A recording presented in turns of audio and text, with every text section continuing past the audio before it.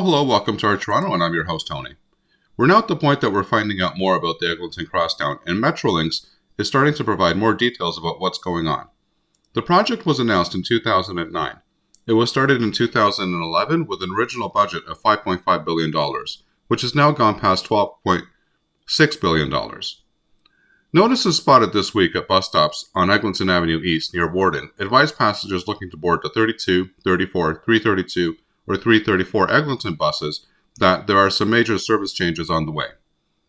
Now, I don't have a picture, but the sign says this stop has been updated in preparation for the opening of Line 5.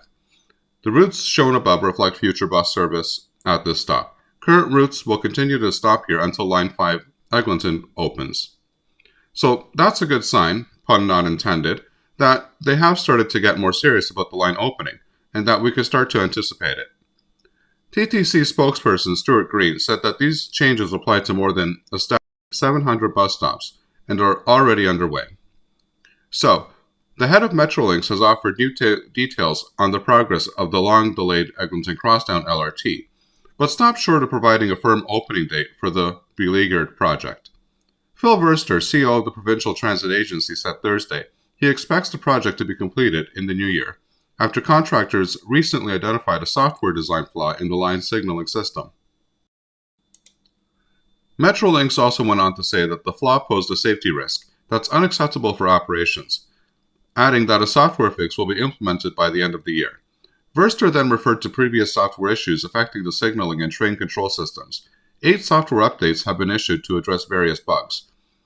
Maybe it's another one of those software developers that rushes out their unfinished software and then tries to fix it by releasing software updates to fix all the issues after they have overpromised and under-delivered on it.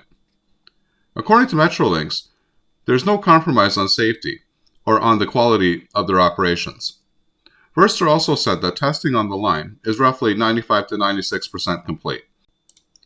I mean, he says that as if this was some kind of an accomplishment.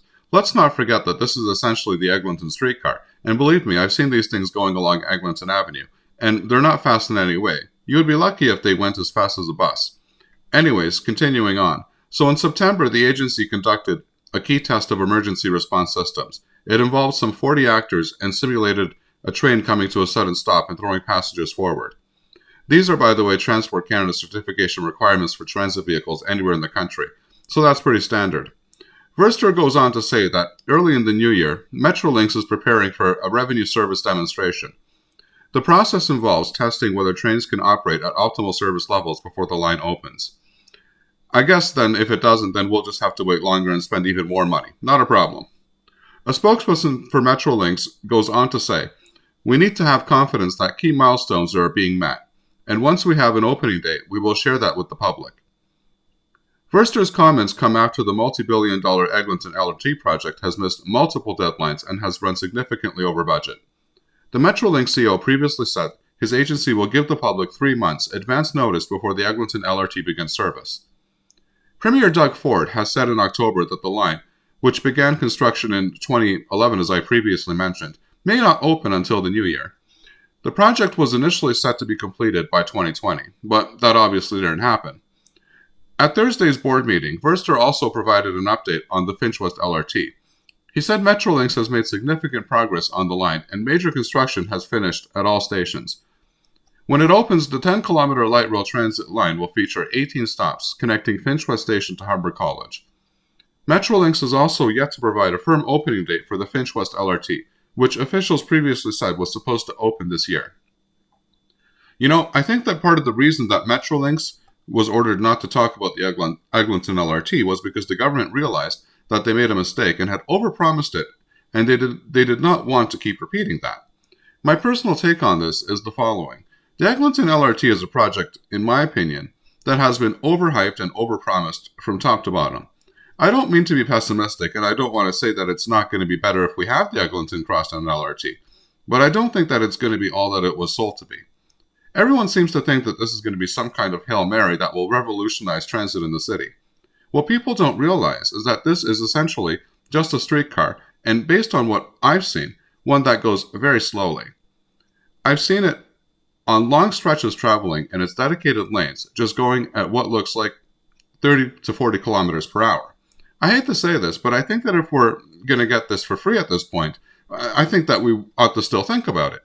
Again, don't get me wrong, I love the idea of this project, and I think that LRTs are really cool. But now I'm just going to go ahead and say it. I think that we've been sold a rotten bag of apples here.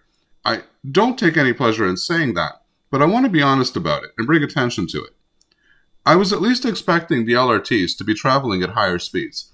Otherwise, what was really the point of this? Anyways, I guess we can look forward to hearing more in the beginning of the new year about the Eglinton LRT. My heart goes out to all the people, and especially all the small businesses that have been affected by its construction. At the end of the day, I think that once the line does eventually open, that people are going to realize that it's not the pot of gold that we were promised that it was going to be. Having said that, I'm optimistic about transit in the city. I think that LRTs can work and will make things better, but they need to be vehicles that travel faster, that are cost efficient, and that are done in a timely fashion. The Eglinton LRT reminds me very much of the St. Clair streetcar project that took years to complete, affected many small businesses, residents, and in the end, it's hard to see its benefits. This is mainly because the streetcars travel so slowly and they have a lot of infrastructure problems with that too. I don't understand why we don't just employ the expertise of other cities that have done a better job at this and know what they're doing. Instead, we seem to be insistent on reinventing the wheel. I think that if we're going to have a project that is supposed to transform transit in our city, spending billions and waiting over a decade, we should at least have vehicles that travel fast along the line. Also, don't forget that this line will only have a total of 25 stops, from Mount Dennis to Kennedy Station, while there are over 300 intersections that the bus stops at along the same route. It really would seem to me that there are far fewer stops than what would best serve Eglinton Avenue, all the way across the same corridor. Just an opinion, but we could have made a bus right-of-way using articulated electric buses for a fraction of the cost that have really made just about the same difference. The only benefit being that these LRTs are going to be more comfortable to ride in. I really hope that one day in the nearly distant future, we're going to see new vehicles that can and will travel faster along the line, making it more worth the investment. Overall, I think it's great that we're getting an LRT on Eglinton and Finch Avenue West, but I'm just not sold on the amount of money that we're spending on these. I think that calling it an LRT is somewhat misleading, as it makes you think of a transit system that is fast and innovative, when really this is not better than a streetcar. And I'm sorry to say that, but it's just another example of the wool being pulled over our eyes by the government. It just somehow feels to me as if calling it an LRT instead of a streetcar allowed them to hype it up so that they can spend more on it and get the public's support.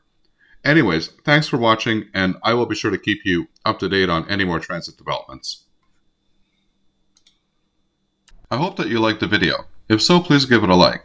If you're not subscribed and want to be notified of new videos that are released, please click on the Art Toronto button here. This is the video that I would recommend for you to watch next, and I'm sure that you're going to love it. Here's the playlist for all of the latest in transit news and views that you're going to find very informative and interesting. And finally, here is the latest video. Thanks for watching, and happy transiting.